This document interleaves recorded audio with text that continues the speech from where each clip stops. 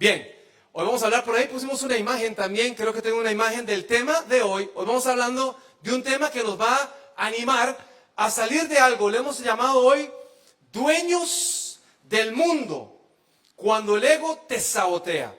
Vamos a hablar acerca un poco, lo vamos a enfocar acerca de este tema, de cómo nos sentimos muchas veces dueños de las cosas, incluso que hemos podido ir en el proceso de la vida. De alguna manera, tal vez, de pronto le estoy hablando a una persona que tal vez tenga un buen capital ahí en el banco, o ha podido adquirir cosas también allá en su tierra de origen, en su país de origen. Obviamente, para que los que no, tal vez no me conocen, ya por el acento tal vez saben que vengo de Costa Rica, somos de Costa Rica. Un tico, ¿verdad? Tenemos aquí varios ticos por acá también, pero nosotros somos también de Costa Rica.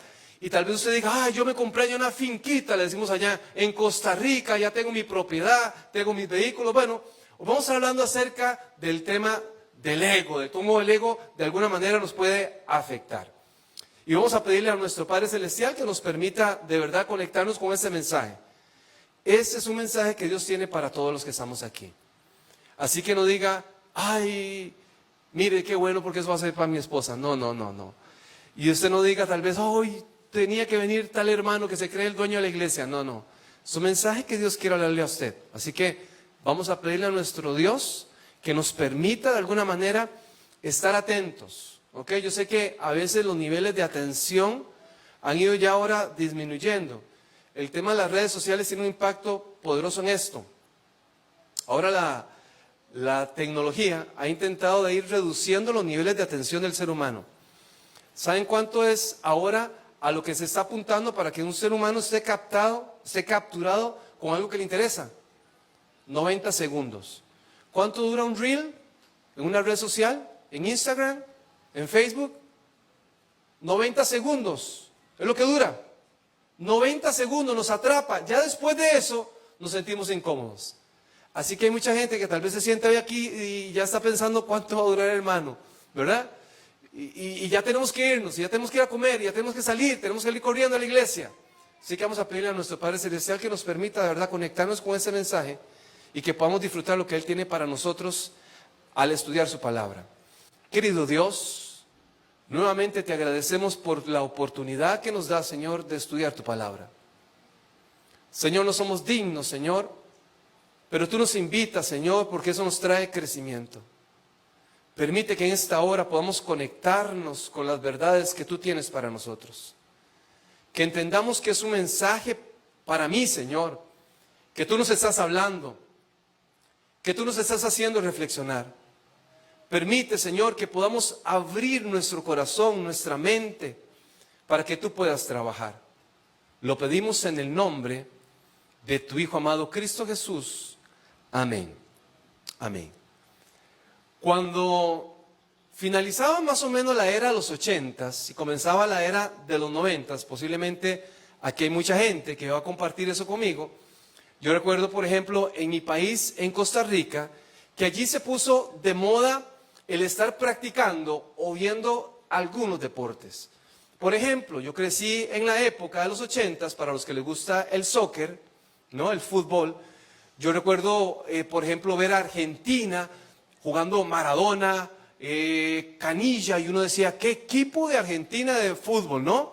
Vemos a Brasil con los Ronaldo, ¿verdad? No Cristiano Ronaldo, sino Ronaldo Nazario, y una gran cantidad de estrellas que tenía el fútbol brasileño, que la gente se sentaba solamente a ver aquellas estrellas. Hablo acerca de los 90s, 80s, 90s.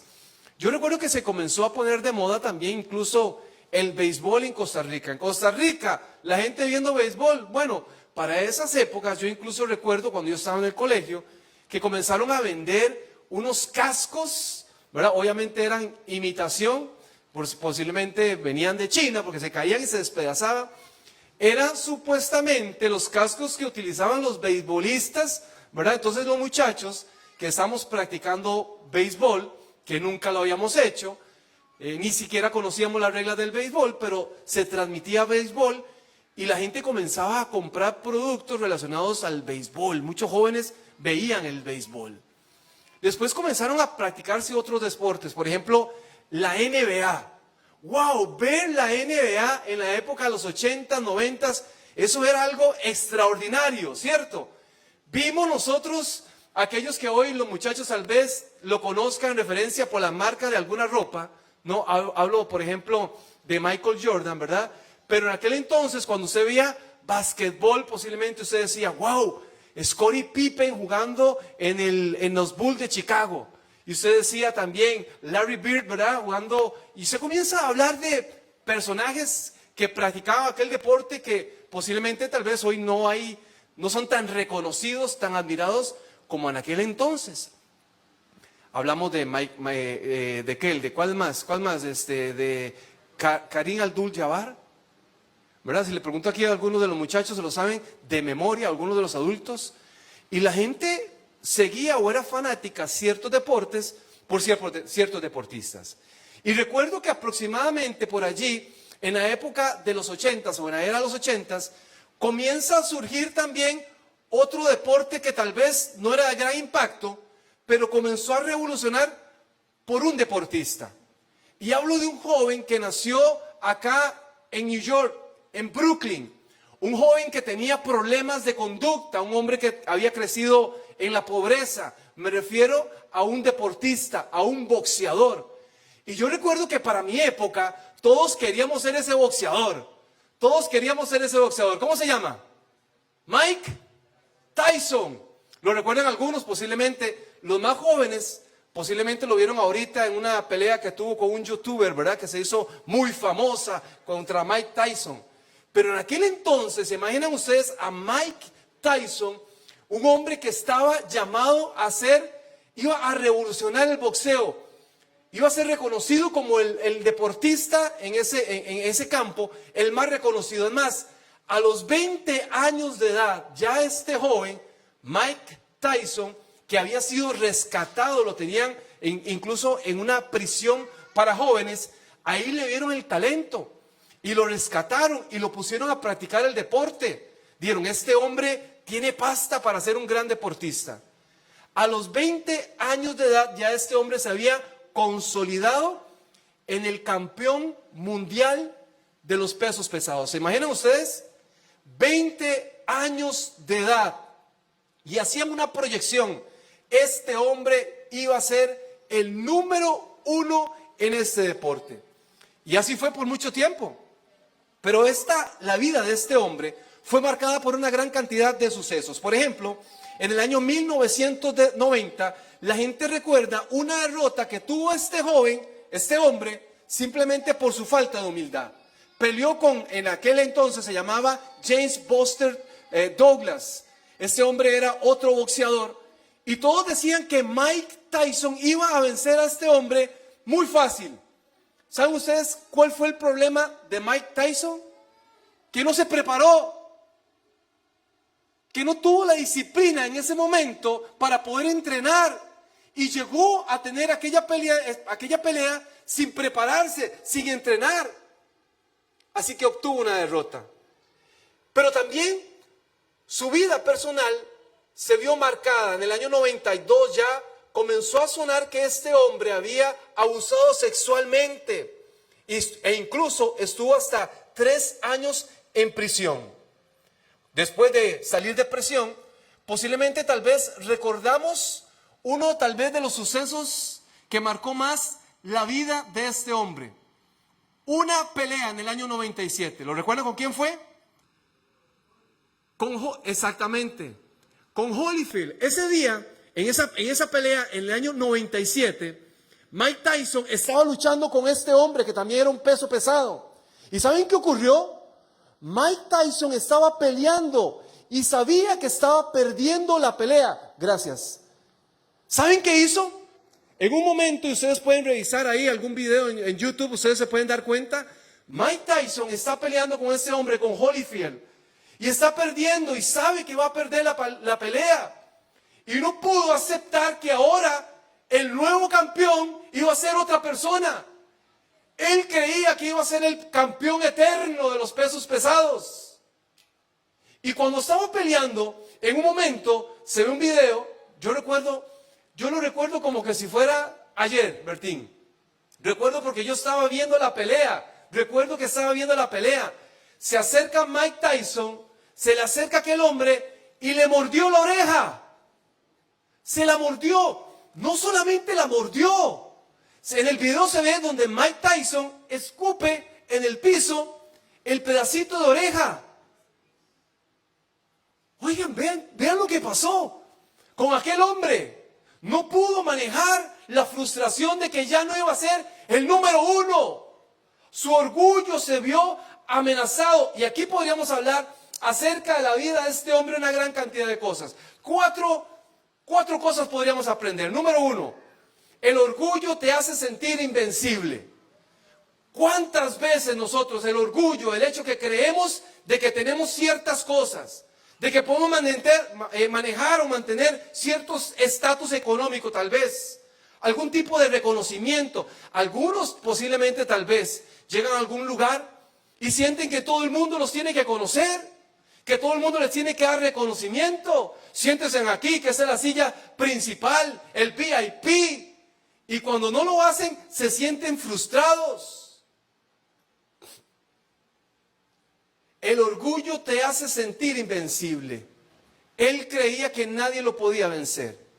Y en el año 92, lo dijimos anteriormente, Douglas Buster lo venció. Aquel hombre fue derrotado. Número 2, el orgullo no reconoce límites. ¿Saben que este hombre era un hombre millonario? Para aquella época, este hombre tenía 300 millones de dólares. Alguien podrá decir, eso no significa mucho hoy. En nuestra era quizás, bueno, para mí significa mucho. 300 millones de dólares. Pero si usted habla y hace una relación con todos los multimillonarios que hoy existen, ¿no? Este capital que ese hombre tenía posiblemente no representa mucho. Para nosotros sí. Para nosotros $1 millón representa mucho. Tenía 300 millones de dólares. ¿Y saben qué hizo este hombre? Los comenzó a gastar en lujos. Los comenzó a tirar a la basura. E incluso en el 2003 se declaró en bancarrota. Todo lo que había acumulado en algún momento, todo lo desechó. Y sobre todo, el orgullo no escucha consejo. Los entrenadores, sus amigos, sus familiares le hablaban y le decían, no puedes seguir en esa vida. Las drogas, la mala vida te está matando, te está robando la oportunidad de ser un gran deportista. Y este hombre decidió no escuchar. Por eso es importante estar atento. Por eso es importante escuchar, porque Dios siempre nos va a hablar de alguna u otra manera. Va a hablar a nuestro corazón, a nuestra conciencia. Nos tiene que hacer entender. Pero eso también tiene que ver con nuestra disposición. Y aquel hombre desechó esa oportunidad.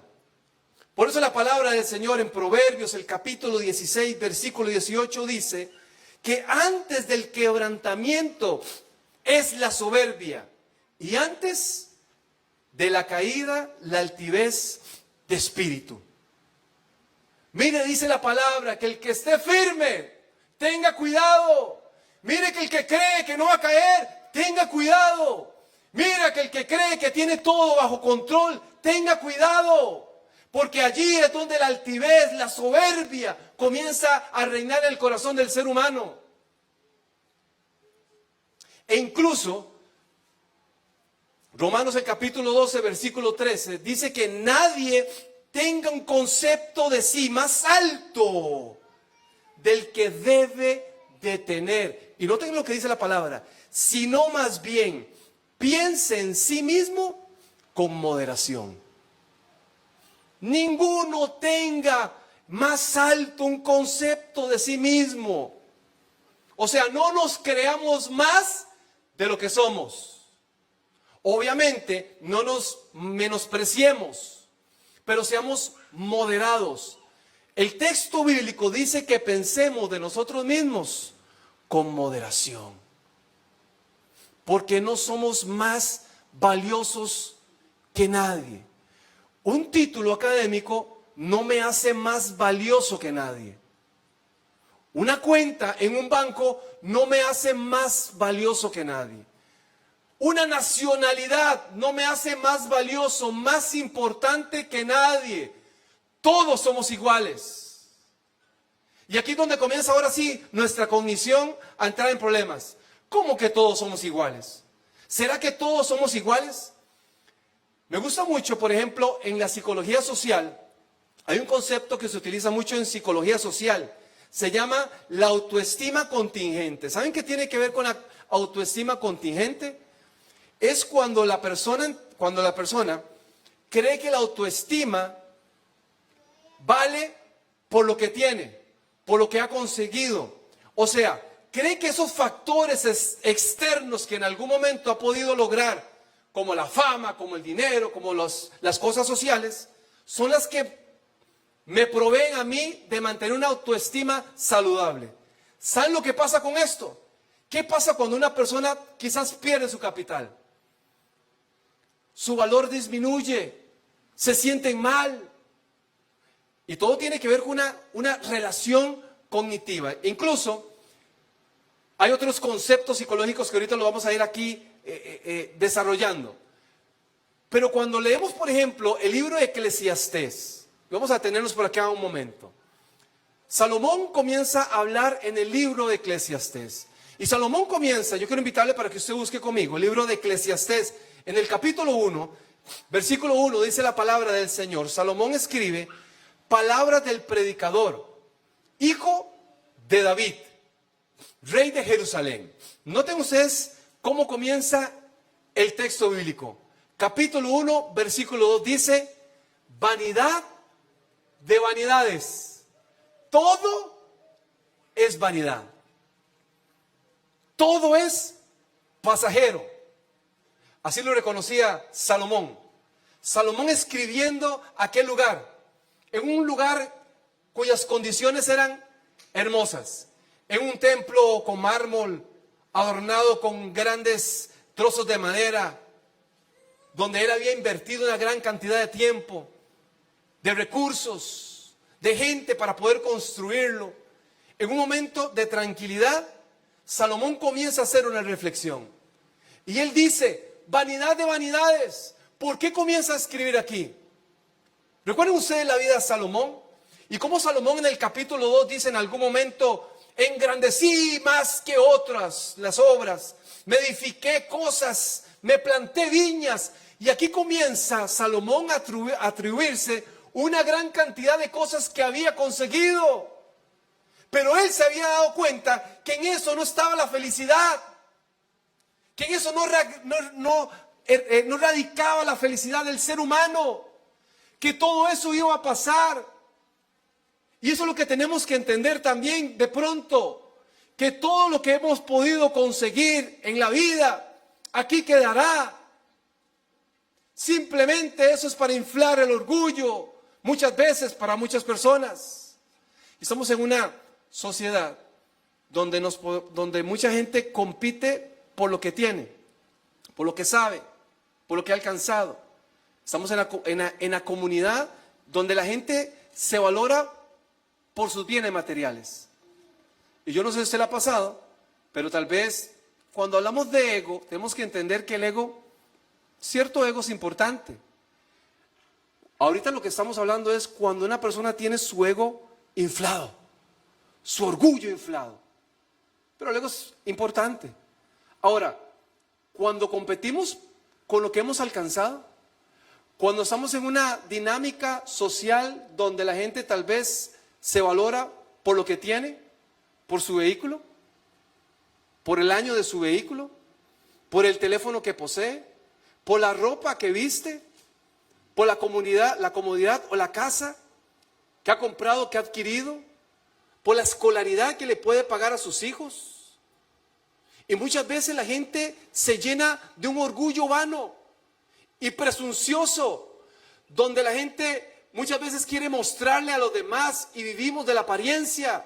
¿O se vive de la apariencia simplemente para mostrarle a la gente lo bien que estamos? ¿No es lo que pasa igual en las redes sociales? ¿No se publica en las redes sociales esas fotos de donde mis vacaciones aquí en Aruba, mi desayuno, y ponen un desayuno en un hotel 5 estrellas? Honestamente, yo no sé si usted piensa igual que yo, pero poco nos importa lo que usted esté desayunando. No nos importa. No nos importa si está en Aruba, en Costa Rica, en República Dominicana, no nos importa. De hecho, la mayoría de la gente que tiene redes sociales simplemente es para ver qué están haciendo los demás. En Costa Rica decimos para estar vineando, para estar viendo la vida de los demás. Pero hay mucha gente que se cree esa historia, que se cree ese personaje y que publica su foto en su perfil con filtro. No publican sin filtro, ¿verdad que no? A ver, yo quiero un valiente que levante la mano que diga: yo publico mi foto sin filtro. Sí, yo sé que hay muchos, sí. Ya había algunas, ahí está, ya hay una, ¿ve qué? ¿Y cómo se usa eso? ¿Cómo se usa el filtro? Queremos vivir de la apariencia. En el orgullo, en la soberbia queremos demostrar quiénes somos nosotros. Vean ustedes qué interesante, porque cuando hablamos acerca de esto, yo quiero hablarles a ustedes el antónimo es lo opuesto de la humildad. Por ejemplo, el egoísmo. ¿Qué es una persona egoísta? Una persona egoísta es una persona que se preocupa solo de su propio beneficio.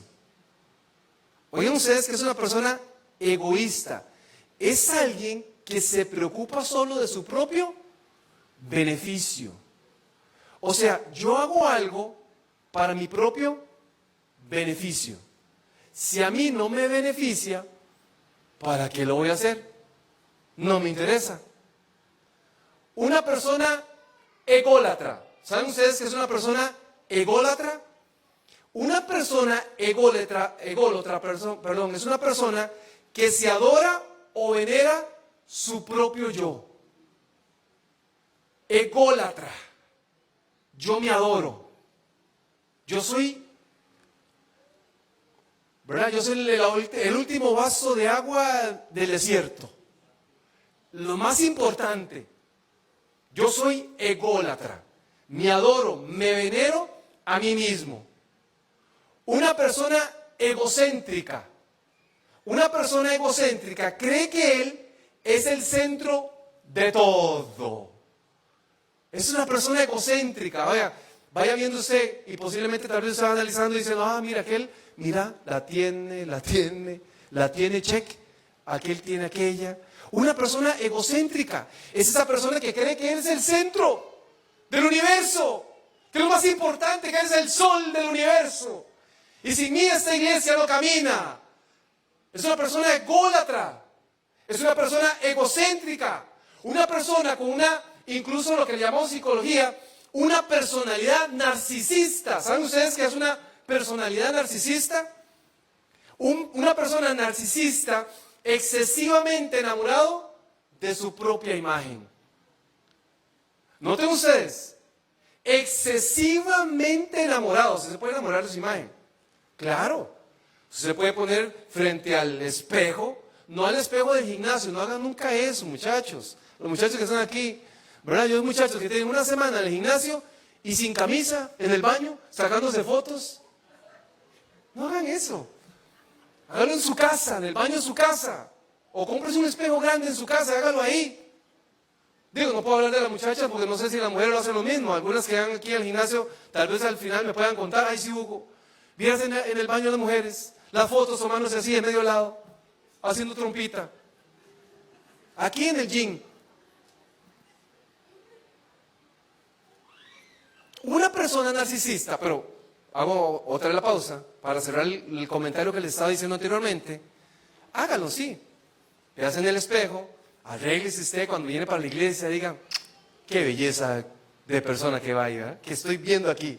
Es más, devuelve así, diga, le tira un beso y se va. Porque es importante mantener un autoconcepto y una estima saludable, ¿cierto? Yo conozco gente, yo he escuchado gente, he trabajado con gente en procesos de terapia, que no les gusta lo que ven en un espejo, que se sienten mal, que cada vez que se ven en un espejo, se terminan peleando con el espejo, como que si el espejo tuviera la culpa. O yo creo que ahora uno puede comprar un espejo diferente. No, ¿verdad que sí? Yo he visto que en las ferias está la atracción de la casta de los espejos.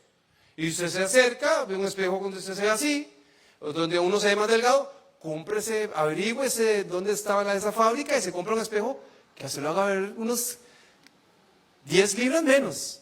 Pero no se pelee con el espejo, peléese con usted.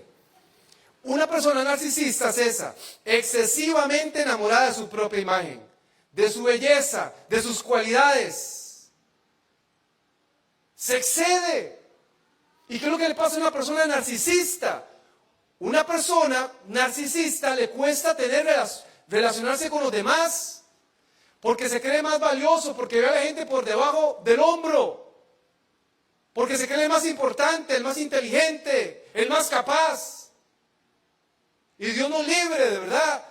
Ahora que decía Bertín, estamos construyendo liderazgo en la iglesia. Bueno, liderazgo saludable.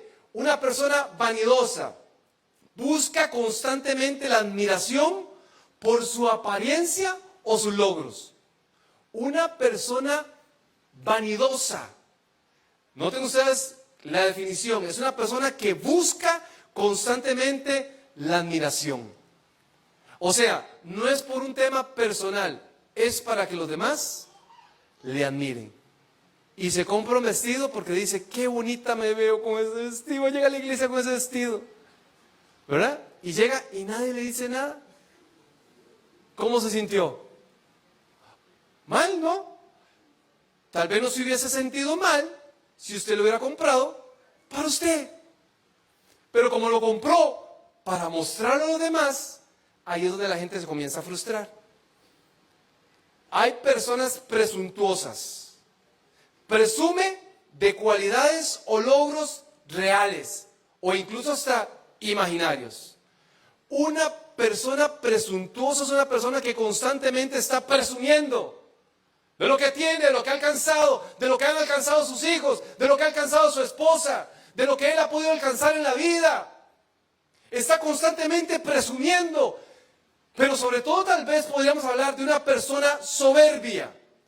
¿Y sabe qué es una persona soberbia? Una persona soberbia es una persona altiva. Dice aquí que es despreciativo hacia los demás.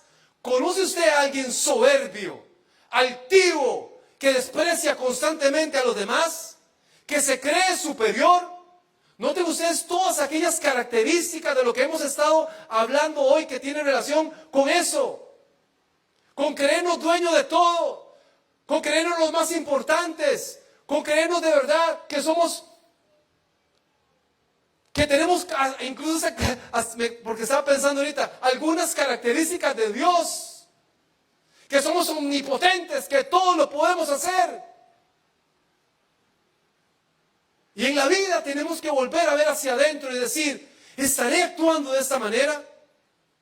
Porque en una relación de pareja muchas veces no avanzamos, porque están presentes todas estas cosas. Y el ego inflado del esposo o del ego inflado de la esposa, que no quieren dar el brazo a torcer a pesar de que saben que están equivocados. Y siguen constantemente luchando con algo que no tiene sentido, simplemente porque el ego no lo puedo, no me permite a mí reconocer humildemente que fallé. En el liderazgo muchas veces en la iglesia nos cuesta, porque no queremos reconocer que los demás están en el mismo nivel. Y es con lo que luchan constantemente los líderes de la iglesia. Hay tanto ego, tanto orgullo, tanta soberbia que muchas veces no nos permite crecer en nuestra vida espiritual. Y mucho de eso está relacionado con con lo que tenemos, a las cosas externas que hemos podido alcanzar. No sé si ustedes en algún momento han escuchado acerca del concepto del sesgo de la autosuficiencia. Y ese sesgo de la autosuficiencia precisamente es que uno muchas veces reconoce o cree muchas veces que el éxito que uno ha podido alcanzar en la vida está más atribuido a mis propios méritos que a lo externo. Es decir, mucha gente cree que lo que tiene hoy en su vida es por los méritos que ha podido hacer, por sus capacidades, por su esfuerzo, y dejan afuera a Dios. Y no reconocen que Dios es el que da el poder para hacer las riquezas. Y aquí es donde el ser humano tiene que reconocer que todo lo que tiene proviene de Dios. Nuestras capacidades cognitivas, nuestras capacidades intelectuales, todo proviene de Dios. No hay nada que usted tenga que no venga de la mano de Dios. Nada. No hay nada que usted ha podido alcanzar en su vida que no dependa de la gracia y la misericordia de Dios. Dios humilla al soberbio, dice la palabra del Señor, y exaltece al que se humilla, al humilde. Ese es Dios. Y tenemos que incluso reconocernos delante de Dios, porque creemos que por nuestros méritos espirituales estamos aquí, y no es así. Usted no está aquí hoy sentado porque usted decidió, no. Fue porque el Espíritu Santo hizo un trabajo en su vida, por eso usted está aquí. Usted está sentado aquí aspirando a tener vida eterna, no por lo que usted ha hecho en su vida, por sus méritos que de nada sirven, sino por los méritos de aquel que murió por nosotros, por los méritos de Jesús. Por eso estamos aquí. Y tenemos que aprender a vivir en esa dinámica. Y la palabra del Señor nos cuenta acerca, y con esto vamos aterrizando en esta hora, terminando en esta hora. Porque la palabra de Dios nos habla acerca, aquí podríamos hablar, y iba a hablar acerca de algunos, incluso estudios científicos que se hicieron con respecto al ego y cómo esto puede afectar en la vida del ser humano. Pero vamos a avanzar, porque vamos a estudiar en la palabra del Señor la historia de un hombre que en algún momento tuvo la oportunidad. Dios le dio la oportunidad a este hombre de muchas maneras de poder conocer acerca de su gracia, de su misericordia. Estoy hablando acerca de un rey, de uno de los, para ese momento, quizás la nación más poderosa del mundo. Estoy hablando del rey Nabucodonosor. Y yo quiero invitarle para que usted me acompañe en el libro 4, en el libro de Daniel, el capítulo 4, ahí donde vamos a estar desarrollando la historia de hoy. Ya usted posiblemente ha escuchado algunas reflexiones sobre este libro de Daniel. Hoy no vamos a estar hablando del tema de la profecía. Eso lo vamos a dejar para otro tiempo, para otro momento. Hoy vamos a estar hablando acerca del capítulo 4 del libro de Daniel. Algunos detalles. Se dice aproximadamente, más o menos, que esto podríamos ubicarlo en el año 568 antes de Cristo, más o menos, ahí cuando el rey Nabucodonosor tenía unos 35 años de estar gobernando en su reinado. El capítulo 4 del libro de Daniel lo escribe Nabucodonosor. Y aquí él comienza a hablar acerca de una experiencia, de una de las experiencias que tuvo con ese Dios, que de alguna u otra manera le daba la oportunidad de poder reconocerse delante de Él. Y eso es lo que hace Dios con nosotros. Dios nos invita constantemente. Yo no sé a cuántos temas, cuántas reflexiones, cuántas predicaciones ha tenido usted la oportunidad de presenciar. No sé cuántas. No sé cuántas. No sé cuántos años tiene usted de ser cristiano, de haber sido bautizado, de sentarse aquí a escuchar o incluso a desarrollar temas, no sé cuántos. Pero Dios siempre nos da la oportunidad de aprender a través de un mensaje. ¿Qué pasaría si, abro un paréntesis, si nosotros tomáramos un mensaje de los que escucháramos, un mensaje, y los pusiéramos por práctica? ¿Qué pasaría en nuestras vidas? ¿Qué pasaría en nuestras vidas? La semana pasada estuvimos predicando en una iglesia de Convent, aquí en New York, y me decía un hermano Hugo, este es el tercer sábado que vienen aquí a predicar de lo mismo. Todos los mensajes diferentes, pero en sí el objetivo del mensaje era el mismo. O sea, decía el hermano, Dios nos está hablando. Y yo quiero decirle que por supuesto Dios nos habla. Aquí en el capítulo 4 comienza el texto bíblico, dice, Nabucodonosor, rey, a todos los pueblos, naciones, lenguas que moran en toda la tierra, paz os sea multiplicada. Y aquí comienza a hablar Nabucodonosor de una experiencia que tuvo. Y él dijo, bueno, voy a contarla. Y este es un edicto real. Él comienza a hablar acerca de lo que le pasó. Dice, me ha parecido bien publicar las enseñanzas o las señales y milagros que el Dios Altísimo ha hecho conmigo. Noten ustedes aquí cómo está hablando Nabucodonosor. Dice, el Dios con mayúscula, Dios Altísimo. El Dios, lo que Dios ha hecho conmigo. Me parece bien que lo pueda compartir. Cuán grandes son sus señales y cuán poderosas sus maravillas. Su reino sempiterno, y su señorío de generación en generación. Noten ustedes aquí cómo habla Nabucodonosor del Dios de Israel, cómo lo reconoce. Pero para poder entenderlo, aquí Nabucodonosor pasó por una experiencia. Y aquí comienza, dice que estaba él en algún momento durmiendo. Y de pronto tuvo un sueño, una revelación. Y yo, si usted lee, tal vez no lo vamos a hacer acá por cuestión de tiempo, pero usted lo va a leer en su casa, ¿ok? Nabucodonosor comienza a tener un sueño. Y queda tan perturbado que comienza a llamarlos a los magos, a los adivinos, para que alguien le ayudara a interpretar.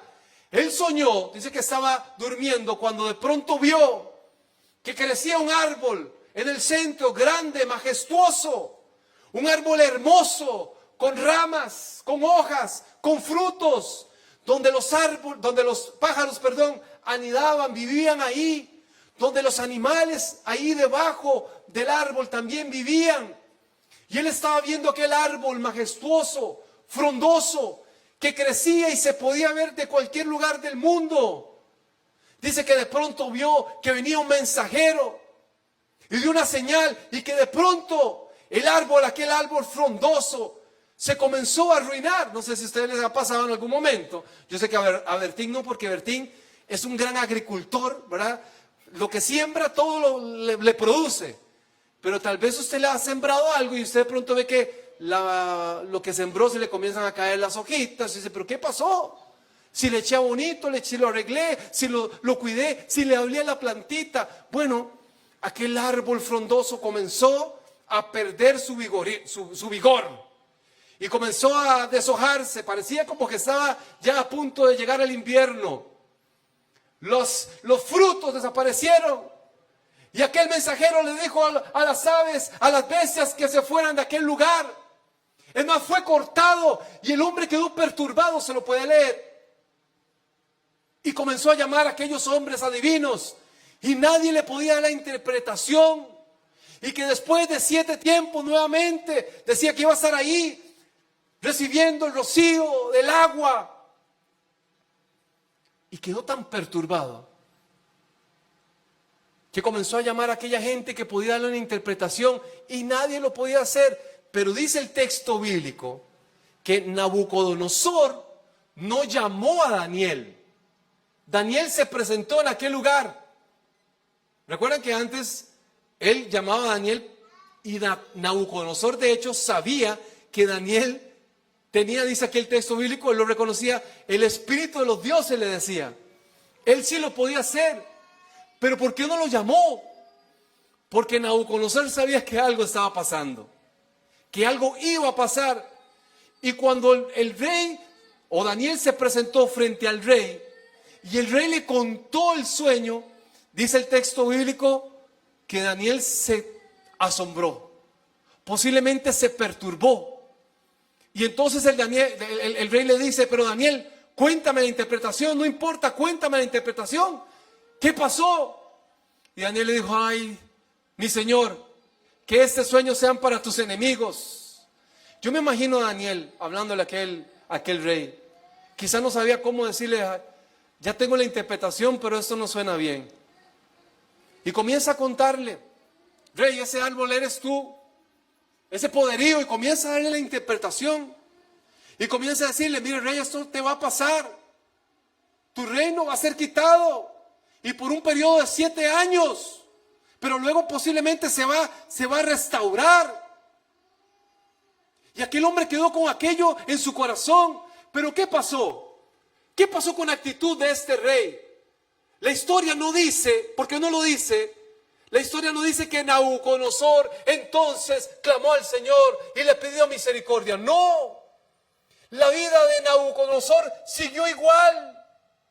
A pesar de que Dios lo estaba amonestando, a pesar de que Dios le estaba hablando, a pesar de que Daniel le trajo el mensaje de Dios, su vida siguió igual. Y hoy tal vez le estoy hablando a una persona que Dios le habla, que Dios le ha estado hablando y que no hace caso y que se resiste al amor, a la gracia de Dios, a su misericordia, y que Dios constantemente le habla y ya su conciencia ya está incluso ya ha sido totalmente tocado, pero su orgullo no le permite doblarse ante Dios. Tal vez le estoy hablando a un hombre que está luchando con una adicción y que ya siente que lo único que debe de hacer es entregar su vida al Señor. A alguien que es adicto a la pornografía y que ha buscado ayuda en la psicología, ayuda espiritual con el pastor y ha hablado, pero tal vez no se ha decidido a entregarse totalmente a Dios. Le estoy hablando tal vez a un joven que necesita de verdad reconocer que lo único que debe llevar en su vida, que lo único que necesita aceptar es ese mensaje. Y aquel hombre había escuchado, pero no quería hacer nada.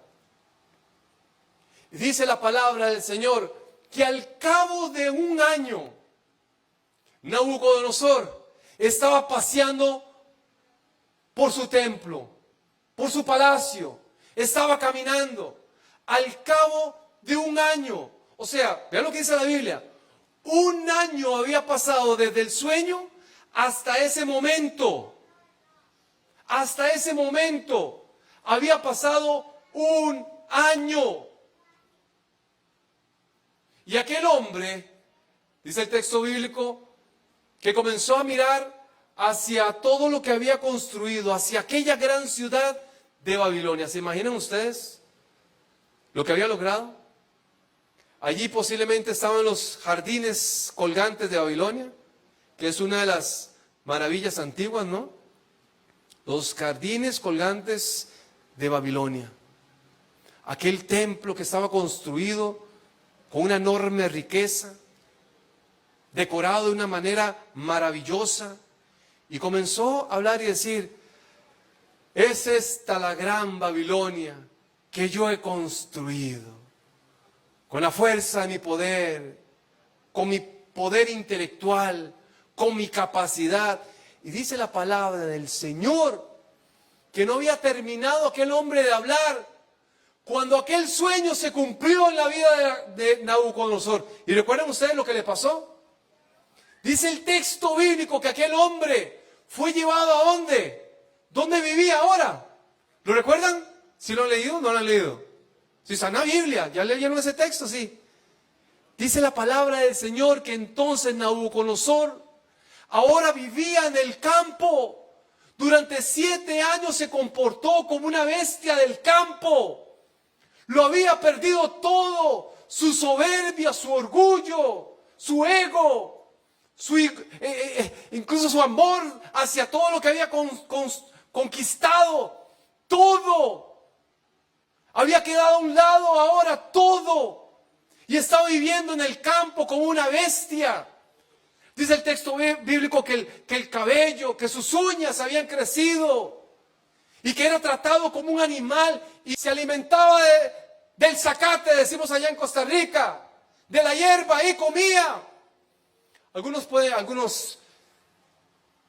dicen que él pudo haber tenido una enfermedad que se reconoce, que se llama buantropía. Que eso es una persona, no que se siente, porque eso es otra cosa, ¿verdad? Porque hoy estamos viviendo el tiempo donde yo me siento que soy un elefante, y entonces me tienen que tratar como un elefante. No es que yo me siento, estamos hablando de otra cosa. Es que él ya de verdad se estaba comportando como un animal. Y eso es, buantropía es que esta persona cree que es un buey. Y así estaba Nabucodonosor. ¿Se imaginan ustedes al rey de la potencia mundial viviendo allí como un animal? Ahí estaba, encadenado. Ahí lo tenían, ahí se lamentaba el rocío de la lluvia, le caía. Vivía como un animal. Pero dice el texto bíblico que al paso de los 7 años, él reconoció, entró en conciencia, similar a lo que le pasó al hijo pródigo. Entró en conciencia, reconoció su condición. No tenemos que llegar, no tenemos que pasar por una situación de esas para reconocer de verdad la soberanía de Dios en nuestras vidas. No debemos de llegar hasta allí para entender quién es Dios y quién soy yo. No. Pero aquel hombre tuvo la oportunidad y allí, en la miseria de su vida, la gracia de Dios nunca se apartó. Mire de quién estamos hablando. Mire de quién estamos hablando. De un hombre que había construido gran cantidad de templos para sus dioses, para Marduk, allí, para que lo adoraran. Había una gran cantidad de construcciones que habían dedicado a sus dioses. A ese hombre, que tal vez usted diga que él no tenía la oportunidad, aquel no merecía, pero la misericordia de Dios es así. ¿Qué tiene que hacer Dios para trabajar en nuestras vidas? ¿Qué tiene que hacer Dios para trabajar en su corazón? Para que usted conozca realmente la necesidad que tenemos de dependencia de Él. ¿Qué es lo que tiene que hacer Dios en nuestras vidas? Aquel hombre reconoció la soberanía de Dios. Entendió quién era Dios. Reconoció a partir de aquel momento lo que Dios quería hacer en su vida. Así que en esta hora también yo quiero hacer una invitación para todas aquellas personas que hoy sienten que el orgullo no les ha permitido avanzar en sus relaciones de pareja, que el orgullo, que la soberbia no les han podido tal vez ayudar, favorecer en su crecimiento tal vez académico, laboral, quizás en la iglesia, quizás en el servicio, quizás en su vida personal allí. Ustedes dicen, Hugo, es que yo no puedo porque yo no me visualizo. Yo no puedo de verdad servir aquí en la iglesia porque siento que tal vez yo tengo más de lo que me puedan poner a hacer ahí. No lo sé, usted lo sabe. Yo no sé si tal vez usted tiene la experiencia de decir, ¿saben qué? Yo quizás soy más valioso que alguien porque yo tengo un documento para poder vivir de manera legal en este país. No lo sé, pero Dios se lo sabe. Y Dios quiere trabajar en nuestros corazones. Dios quiere que nosotros entendamos de verdad lo valioso que es vivir, reconocer lo que Dios puede hacer en nuestras vidas. ¿Habrá alguien en esta hora que quiera decir, Señor, yo me quiero levantar? Yo quiero aceptar, Señor, hoy que necesito de ti. Yo quiero aceptar hoy, Señor, yo no quiero llegar a la condición de aquel rey soberbio, orgulloso. que me creo el dueño del mundo y que el ego en algún momento me ha saboteado en mi vida, yo quiero levantarme y decir: Señor, quiero entregarme totalmente a ti. Ayúdame a vivir de acuerdo a tu voluntad. ¿Habrá alguien que quiera hacerlo en esta hora? Que se quiera poner de pie y que quiera terminar en esta hora con una oración al Señor y decir en su corazón: Dios, hoy quiero reconocerte. Hoy quiero entender, Señor, que necesito de ti. Hoy quiero entender, Señor, hoy quiero reconocer, Señor, que no hay nada en este mundo que me haga sentir más valioso. No hay nada. No hay riqueza, no hay poder, no hay fama, no hay nada. Nada. Porque allí en un lecho de enfermedad, su riqueza, sus propiedades, de nada le van a servir. Porque allí en los últimos momentos, en los suspiros de vida, los últimos suspiros de vida, allí su título académico de nada le va a servir. Ahí su conocimiento de nada le va a servir. Nada. Cuando Alejandro, el gran conquistador, estaba a punto de morir, llamó a algunos de sus servidores y le pidió que él quería que en su lecho de muerte, en su voluntad a la hora de morir, él quería que se cumplieran 3 cosas. Número 1, que cuando él iba a morir, los doctores, los más reconocidos de su época, lo cargaran en un ataúd. Número 2, pidió que detrás de él fuesen tirando todas sus riquezas, el oro, los diamantes, sus piedras preciosas. Y número 3, que allí en ese ataúd, sus 2 manos fueran afuera del ataúd. Y los que estaban allí le dijeron: pero ¿cómo vas a hacer esto? Si sos el más grande líder que ha existido, el gran conquistador.